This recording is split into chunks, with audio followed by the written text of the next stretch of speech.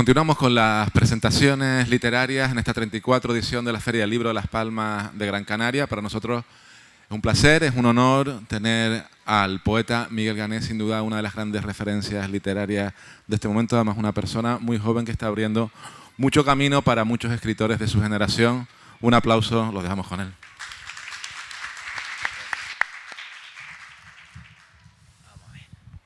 Bueno, ¿qué tal? ¿Cómo estáis? Buenas tardes y calurosas, la verdad. Se está bien, se está bien. Soy Miguel Gané, vengo a hablaros de Ojos de Sol. Ojos de Sol es mi cuarto poemario, es mi quinto libro. Ojos de Sol es un libro en el que lo que trato de hacer, entre otras cosas, es buscar lo que yo llamo la unicidad de las personas. Cuando empezamos a montar este libro con mi editora Mónica, lo que pretendíamos hacer de alguna manera era buscar una explicación o una especie de espejo a lo que es el ser humano. Montamos este libro en función de una idea que son las margaritas. Las margaritas se supone que son las flores más comunes de la tierra porque tienen una facilidad bárbara para reproducirse.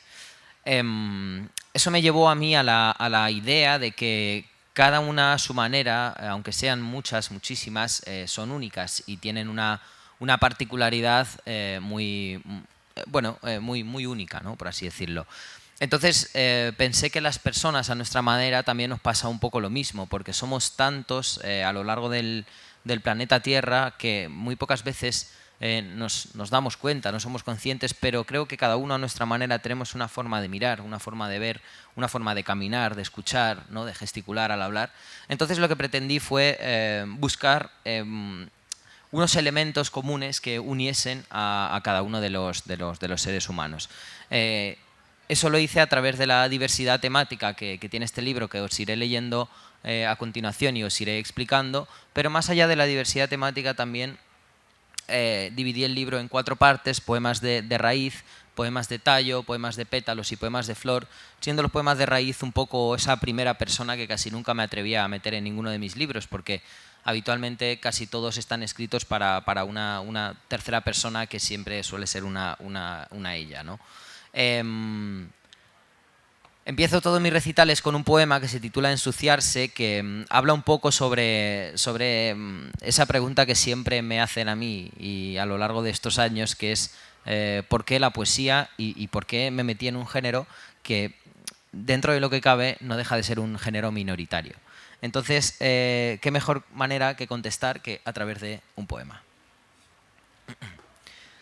No hay paz en la poesía. ¿Por qué esperabas tardes apacibles de lectura, vida tranquila como un río, escritura impoluta, inspiración solo por abrir los ojos? No hay paz en la poesía, porque el verso no emana de la nada, sino del movimiento, sino del lodo, de ensuciarse, del mal despertar, del infierno rutinario, del dolor que hay en la duda, de la pregunta sin respuesta, de la flor que no es flor, pero que quiere serlo. Emana de la cabeza que no sabe estar parada, de la rabia contenida en los dedos, de vivir para el futuro. No hay paz en la poesía. Si eso es lo que pensabas, deberías haber sido futbolista. Gracias. Se puede aplaudir. Bien, bien.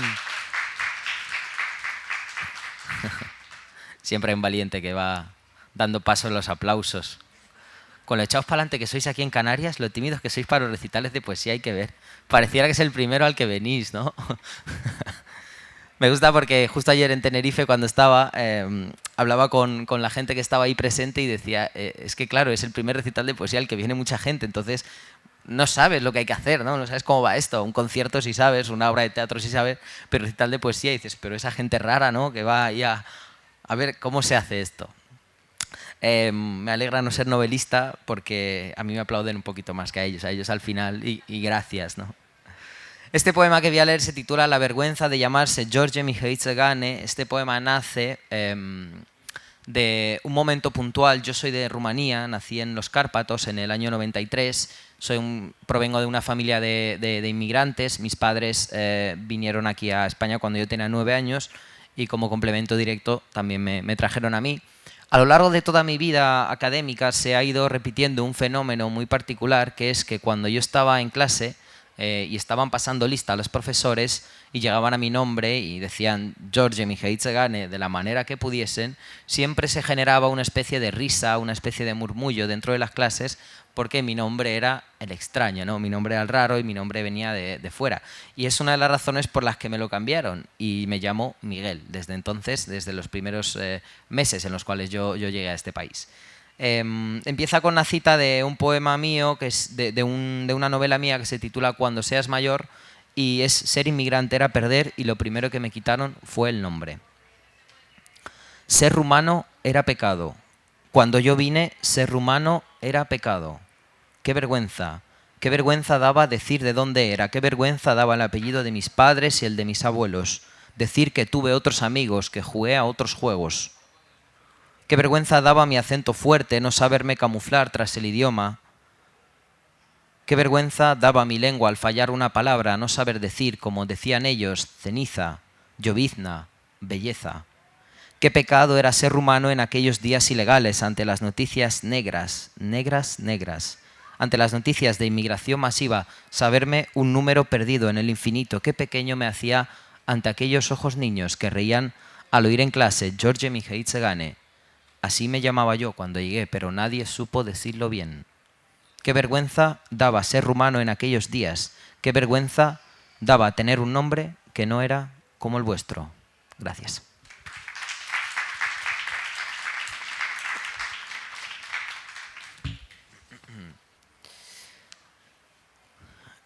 A lo largo de los años la vida avanza y naturalmente uno de las conflictos que yo me he encontrado últimamente, sobre todo en este libro, es que ya he pasado una fase de la vida que parecía eterna, ¿no? Que era la fase de la adolescencia, de esos 20 y pocos años que parecían que no iban a terminarse nunca, pero que naturalmente, como todo en la vida, se acaba yendo, ¿no?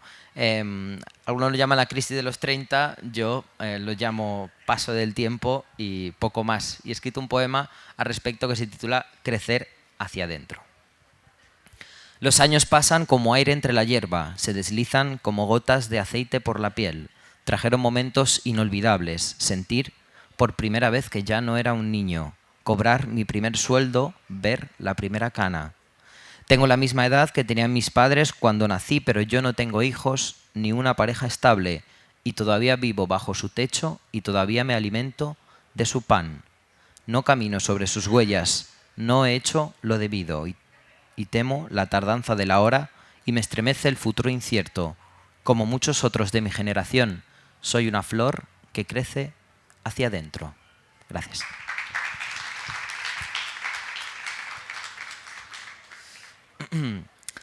Este poema también da paso a otro de los temas principales del libro, ¿no? Que es un poco los motivos generacionales, los temas generacionales que yo suelo tratar, ¿no? Vengo de una generación que ha estado metida en la crisis del 2008 de manera plena. Ahora parecía que estamos sacando un poco la cabeza a flote, nos está tocando una pandemia mundial. Ahora parece que hay una guerra, naturalmente a todos, pero nosotros lo notamos mucho en lo educativo, porque salimos de un instituto donde teníamos que tener unas buenas notas en selectividad para entrar a una buena carrera, y si hacías 2 carreras era mucho mejor porque tenías más oportunidades laborales. Si aprendías varios idiomas en esos años a lo largo de un Erasmus también estaba bien porque te iba a dar currículum, y además de eso después llegaba otra de las cosas, que es apúntate a un máster, porque si te apuntas a un máster encontrarás salidas laborales, y si haces 2 másteres, pues mucho mejor, porque todo irá genial. Entonces sales de aquello y te encuentras trabajos precarios, te encuentras alquileres caros, te encuentras muy poca calidad de vida en los trabajos que haces a duras penas, y entonces se genera una cosa que es rabia. Y entonces este poema se titula Rabia, que empieza con una cita de Jaime Gil de Biedma, que es: vine a llevarme la vida por delante. Vine a llevarme la vida por delante, a eso vine. Soy otro quiero y no puedo de mi generación. Vine a cuidar los hijos que no tengo, vine a convertir los sueños en trabajo, a tener una casa llena de plantas, llena de libros, llena de luz. Vine a entregar mi tiempo al amor, si es que se le puede dar el infinito al infinito. Acudí, sediento, a lo que me prometisteis que habría tras el esfuerzo, tras los idiomas, tras los dobles grados, tras el primer sueldo basura. A eso vine y nada encontré. Para vosotros es la rabia, para vosotros es la culpa, para vosotros es el fracaso. Devolvedme la esperanza y pagadme el psicólogo. Gracias.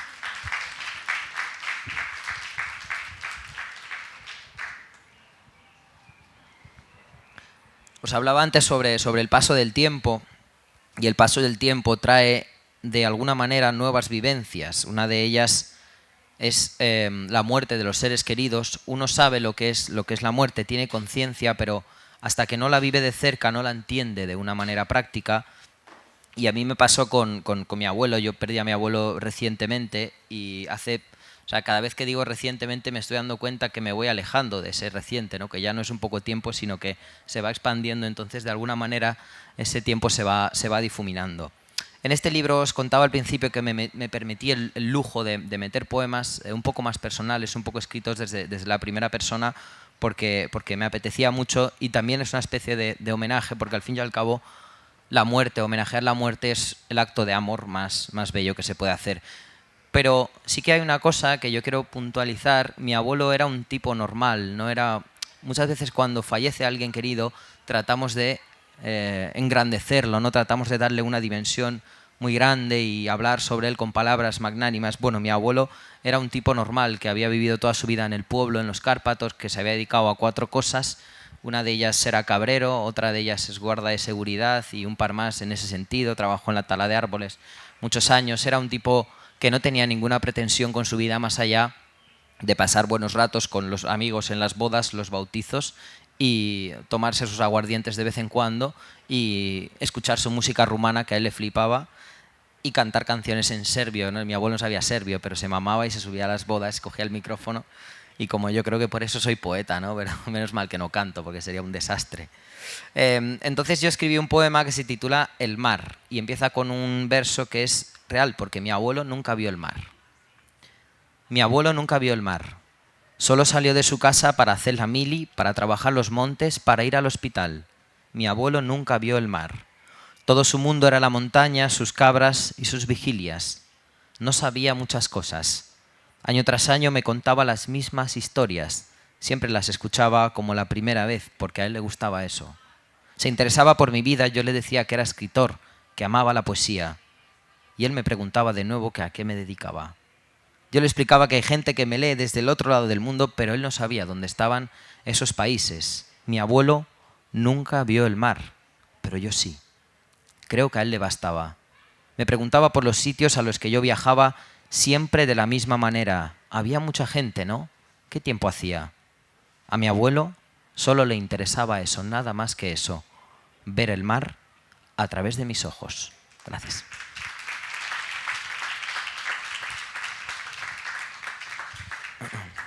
Os decía que trabajó de poquitas cosas muy genuinas, muy de la tierra, y en uno de estos trabajos suyos, donde él tenía 80 cabras, entonces se las llevó al monte, naturalmente con su botellita de aguardiente, que se la pimplaba y se quedaba dormido mientras las cabras hacían lo que tuviesen que hacer, que era alimentarse, se llevaban los perros también. Y en una de estas salidas a mi abuelo le pasó una cosa muy graciosa, que él la contaba con mucha más gracia de la que la cuento yo, que es que, no sé si sabéis las películas estas americanas, cuando tú sabes que el asesino está detrás de la puerta, entonces tú abres la puerta, bueno, pues dices, a ver si no está, ¿no? Pero mi abuelo le pasó una cosa parecida, porque en unas zarzas, allí en el monte, empezó a escuchar como un montón de ruido.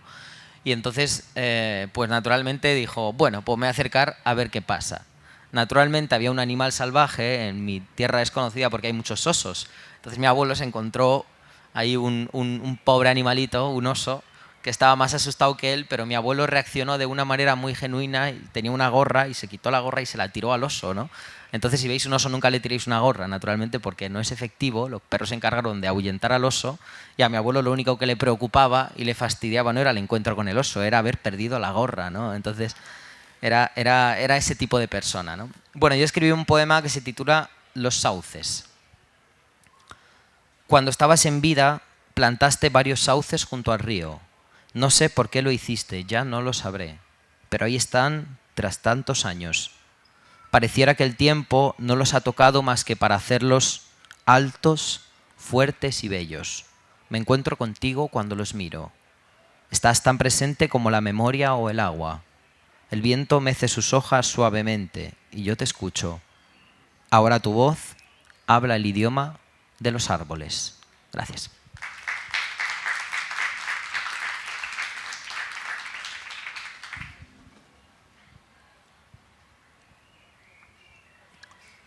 Como os decía, vengo de Rumanía, de los Cárpatos, de la tierra de Drácula.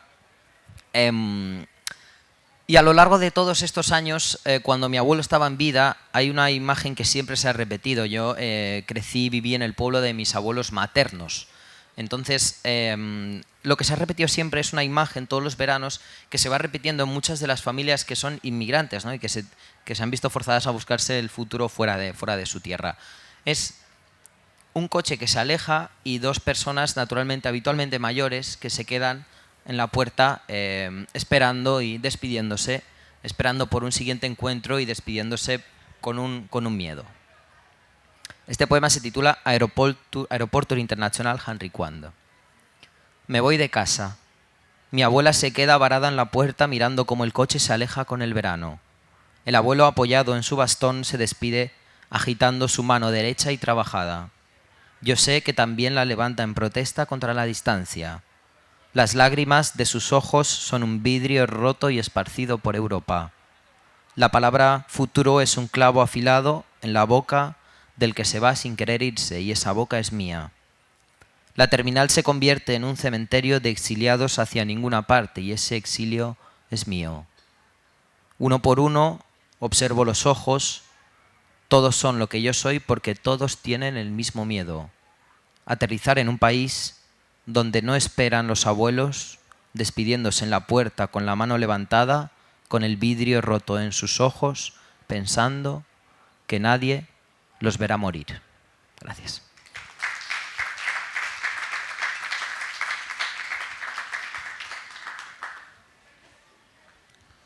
Siguiendo la temática de los abuelos, a mí me queda una abuela, que es mi abuela materna. Ella es un poco maga con los animales porque ella nació en una granja y vivió casi toda su vida en la misma granja, ¿no? Hasta que se casó con mi abuelo, y entonces lo que hicieron, pues naturalmente, fue traer un montón de animales a casa.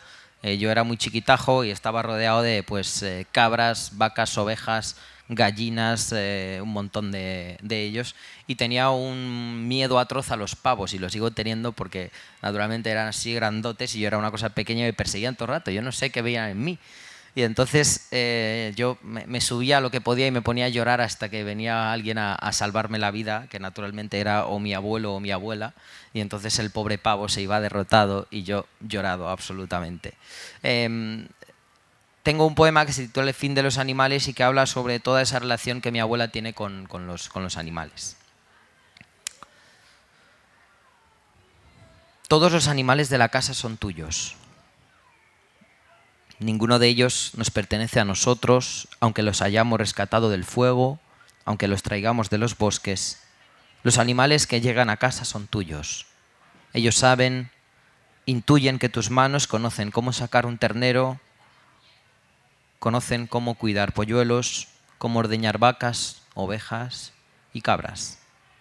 Ellos intuyen que de tus manos saldrán los panes y las salchichas y las sopas que comerán. Tú les darás agua de tus cuencos puros. Solo a ti te entregarán sus crías, a ti acudirán cuando estén heridos, para que los cures, los mimes y les laves la sangre. Todos los animales de la casa siempre han sido tuyos. Te escogen entre todos nosotros, humanos de segunda, y te veneran con sus maullidos, con sus rabos moviéndose cuando te acercas, con sus mugidos cariñosos y discretos. Por eso, todos desaparecerán contigo en cuanto te marches, y después de ti, definitivamente ya no habrá nada que cuidar, ni ningún hogar al que volver. Gracias.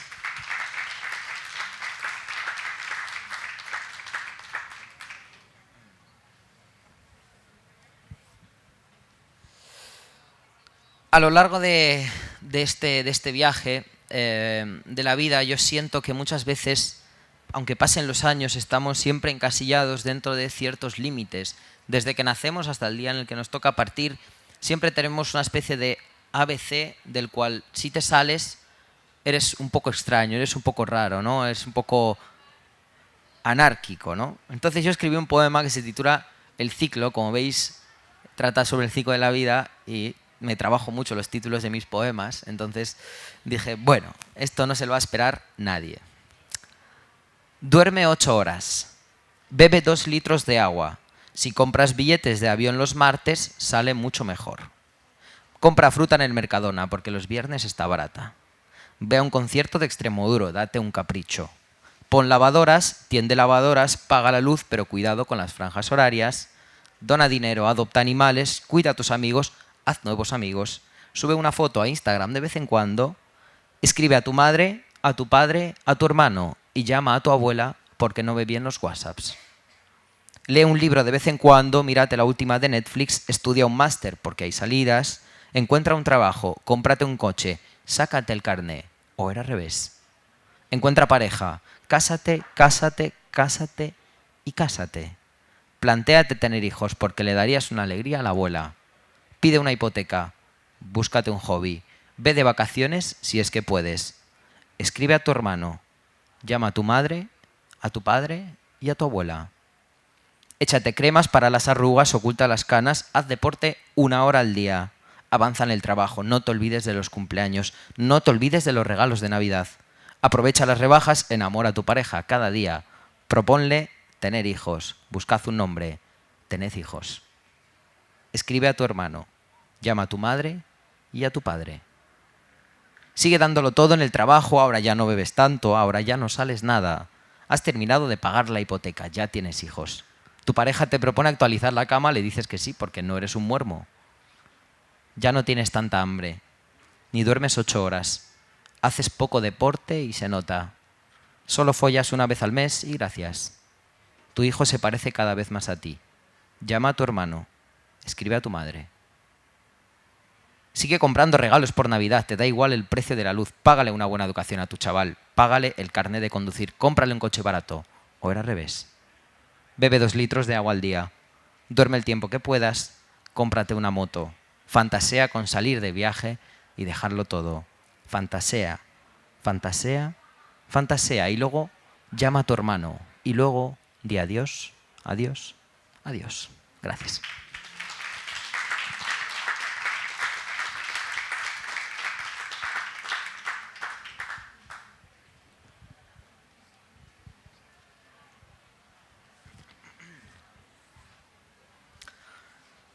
Además de este ciclo que os estoy contando, que nos rodeamos, también siento muchas veces que la vida es como un tren que avanza a mucha velocidad, como cuando vas en el AVE y solamente ves el paisaje desde la ventana. Y muchas veces yo pienso que me gustaría mucho bajarme del tren y empezar a tocar cosas, empezar a ver casitas, empezar a ver, no sé, gente, hablar, ¿no?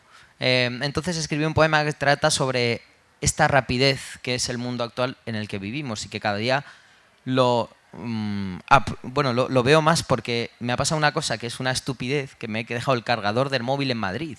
Entonces, sin el móvil actualmente, o sea, no soy nada, porque tengo todo ahí, desde la tarjeta de crédito hasta la tarjeta de embarque, hasta la documentación, etcétera, etcétera, etcétera. Entonces, es una cosa que digo, wow, ¿no? ¿Qué hemos hecho, no? La rapidez.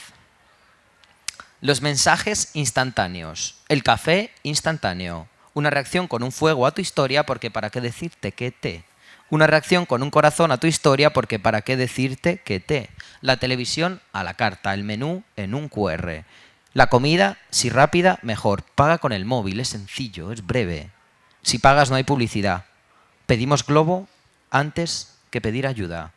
La casa de nuestros sueños, el cuarto de nuestros sueños, la librería de nuestros sueños es un tablero de Pinterest. Los besos fugaces, los amores de usar y tirar. Una noche sin plurales, la nota de voz acelerada, 15 segundos de vídeo, 15 para decirte que te. La vida es una lección en formato Reels, solo nos vemos a través del Zoom, solo nos tocamos en likes, solo estamos en la misma línea cuando abrimos WhatsApp. No hay tiempo que perder porque queremos personas no reciclables, relaciones de hola y adiós, apresura, apresura para casarte y tener hijos.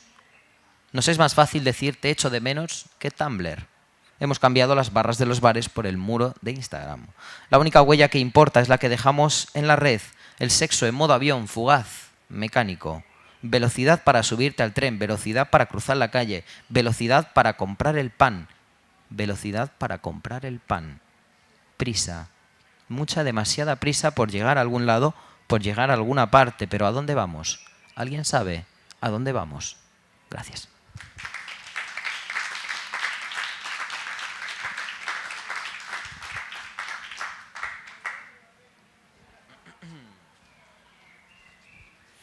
Este poema se titula Inmigrantes.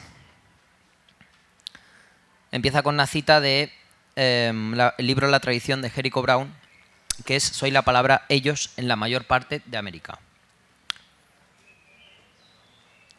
No vine a tu país para quitarte la comida, sino para saciar mi hambre. No vine para robarte tu casa, sino para tener la posibilidad de construir la mía. No estoy aquí para dejarte sin trabajo, sino para pelear por encontrar uno. No quiero dejarte sin tus sueños, sino poder despertar en una cama y que salir de ella no sea una pesadilla. No soy tu invasor porque no he venido a acaparar nada de lo que tú tienes, sino a compartir lo poco que yo puedo darte. No quiero dejarte sin tu tierra, sino encontrar mi hueco para plantar una semilla. Quiero decir que vine porque no tenía donde caerme muerto, pero estaba lleno de muchísimas ganas de volar. Me fui para salir adelante, vine en busca de pan para mis hijos, vine porque en el lodo hacía demasiado frío. Llegué a tu país con la esperanza en las manos y crucé un mar, un continente, un océano. Vine dispuesto a darte mi tiempo, a darte mi vida a cambio de un futuro. Es grande y sonora la palabra futuro entre tus calles. Buscaba un refugio y he encontrado algo mejor, un hogar. Y ahora vivo en Leganés, en Paterna, en Lorca o en Calpe. Soy tu camarera, tu cuidadora, tu conductor de Uber, tu segurata, tu agricultor, tu albañil.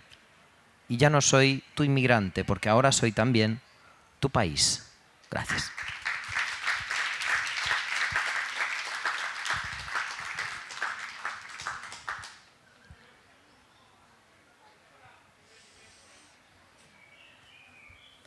Este poema empieza con una cita de Speak to Me of My Mother de Jasmine Mans.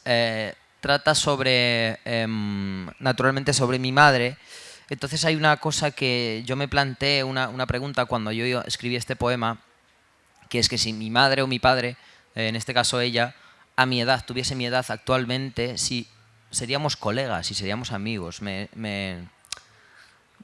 No sé, me tienta contestar esa pregunta, pero por otro lado, no quiero hacerlo y entonces preferí escribir un poema al respecto. Háblame sobre mi madre. Cuéntame cómo era a mi edad, cuáles eran sus amores, sus pasiones y sus sueños. Cuéntame a qué olía mi madre, cuál era el color de sus vestidos, cómo era su voz antes de nombrarme. Dime si bailaba sin pudor, cuéntame sus travesuras. ¿Crees que llevaría la vida que yo llevo? Dime si mi madre estudiaba o leía o escribía por las noches. ¿Quiénes eran sus amigos? ¿Crees que yo sería amigo de mi madre?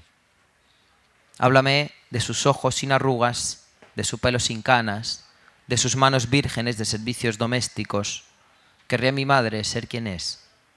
Dime con qué dedos agarró la hoz, con cuáles se deshizo del martillo. Mi madre fue libre alguna vez. ¿Qué fue de sus dientes de leche, del mechón de pelo que se le cortó en el bautizo, de su vestido de boda? ¿Por qué quiso casarse mi madre? Cuéntame todo sobre mi madre. Quiero saber de dónde vengo. Quiero saber quién soy. Gracias.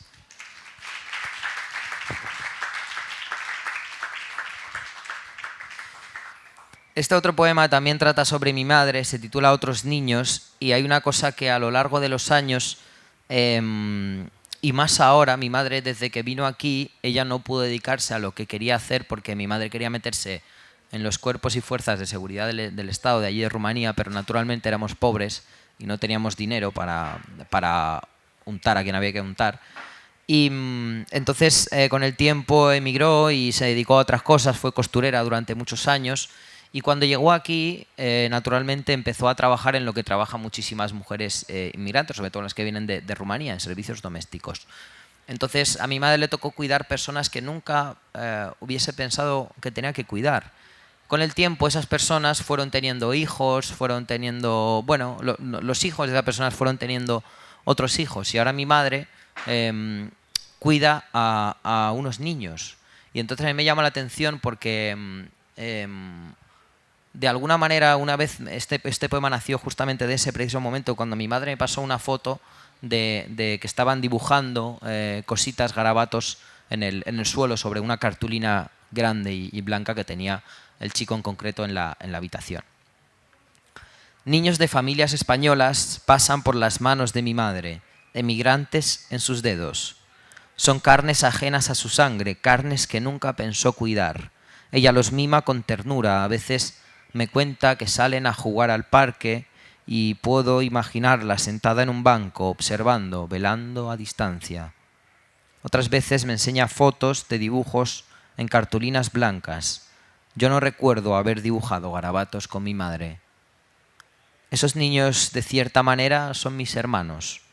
Ellos nunca me conocerán, probablemente nunca sepan de mí, del hombre de casi 30 años que los ama sin decirlo, que los envidia sin inquina y que ciertos días querría ser inocente, puro, feliz y habitar como habitan ellos, sin límites, sin tiempos, los brazos de su madre. Gracias.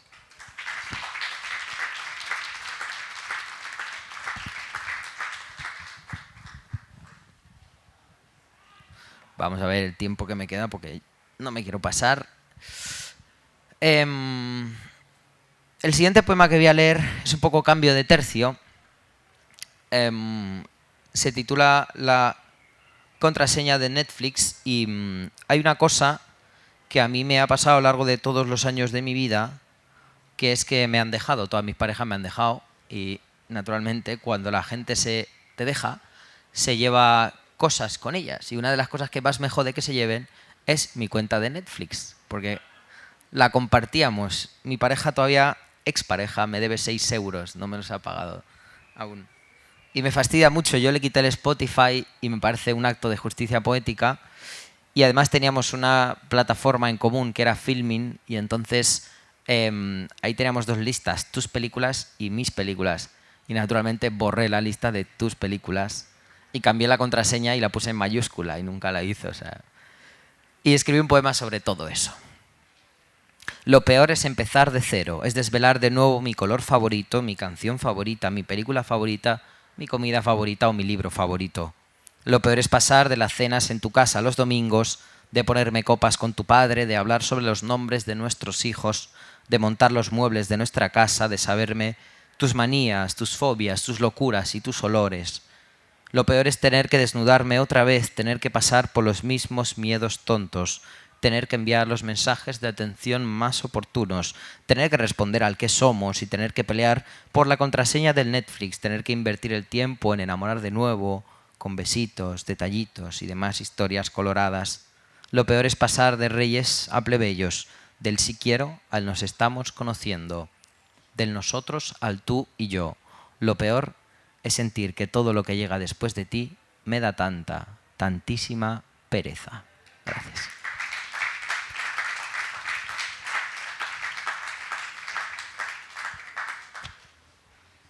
Este poema se titula Restos y empieza con una cita de Joaquín Sabina. Lo peor del amor es cuando pasa, cuando al punto final de los finales no le quedan 2 puntos suspensivos.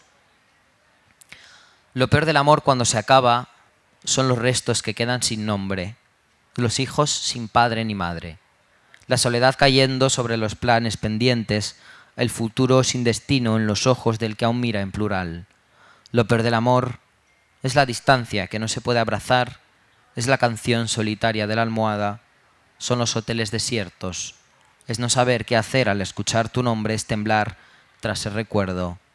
Lo peor del amor es el cadáver del querer, el olor que queda después del otro, es conocerse al fin y darse cuenta de que no fue para tanto, es encontrar solo estrellas al mirar al cielo, es ver una cama para uno al mirar una cama para 2.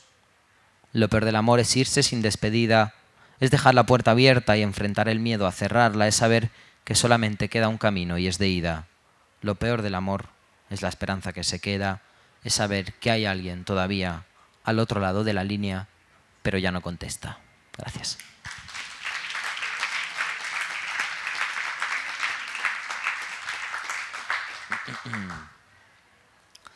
Uno de los grandes logros de mi generación es que estamos hablando sobre temas y poniéndolos en el debate que jamás se han tratado de esta manera, yo creo, ¿no? Cuando digo esto me refiero a naturalizamos ya demasiado bueno, lo que deberíamos haber hecho hace tiempo, una cosa como es la inmigración, una cosa como es el feminismo, una cosa como son las nuevas masculinidades, la diversidad sexual, etcétera, etcétera. Y al mismo tiempo nos enfrentamos un poco a lo que os contaba al principio. Yo escribí un poema al respecto que se titula Los culpables, que trata un poco sobre ese dedo acusador y sobre esa... bueno, eso que nos han llamado, ¿no?, de generación de cristal. Dices que la culpa es nuestra, que todos los poemas que todos los problemas nacen en nosotros, que somos edades frágiles, sin experiencia. Dices que todo nos es indiferente, que no comprendemos el sentido del trabajo, que tú a nuestros años ya tenías una casa, una familia y unas vacaciones programadas en Almería. Tu dedo nos acusa por ser demasiado feministas, demasiado inmigrantes, demasiado ecologistas, demasiado poco heterosexuales, por no tener hijos todavía, por no tener un sueldo digno y vivir en casa a los 30. Tu boca nos ataca porque piensas que no entendemos la vida más allá del Netflix, porque no vemos el mundo más allá de la pantallita, porque perdemos las noches en los bares, porque no leemos, porque no escuchamos, porque no te hacemos caso. Nos señalas como a una gran herida y dices que nos mandarías a la mili, que la vida antes era otra cosa mucho mejor, pero nosotros lo sabemos, nosotros lo vemos. El cristal de esta generación es un espejo. Gracias.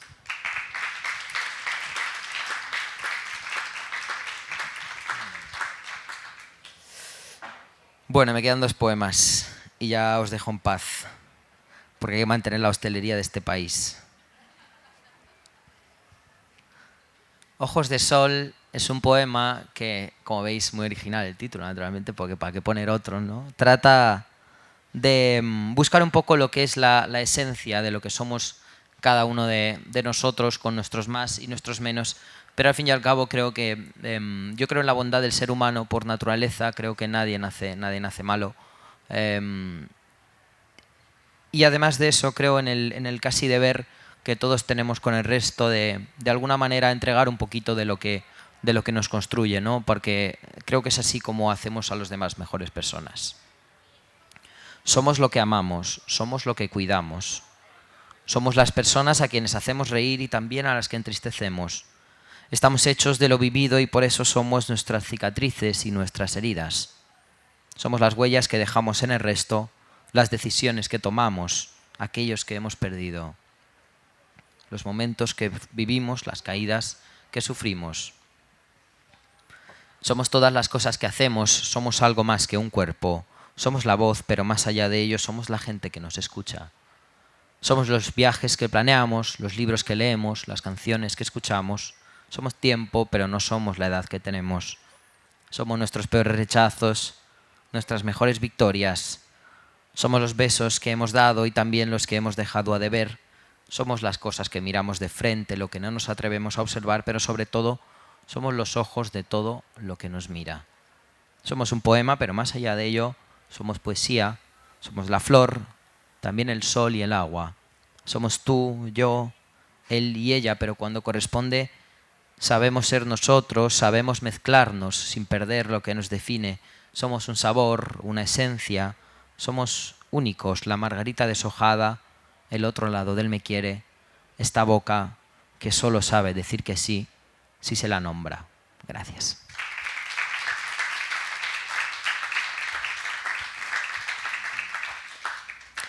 Antes de terminar, en esta vida hay que ser muy agradecido y hay que reconocer el trabajo de los demás, sobre todo en un mundo tan complicado como es la literatura y como es la poesía. Yo me acuerdo mucho de mi editora cada vez que doy un recital, porque naturalmente llevo aguantándome 5 libros, 6 años llevamos ya juntos. Me descubrió en un blog por ahí por internet, allá pues hace 7, 8 años más o menos. Nos atrevimos a sacar adelante un proyecto, un libro que fue el primero, de una manera muy valiente, considero yo, porque en ese momento necesitábamos algo así para publicar un libro de poesía, ir con todas. Entonces siempre le doy las gracias y como os digo, me acuerdo mucho de ella.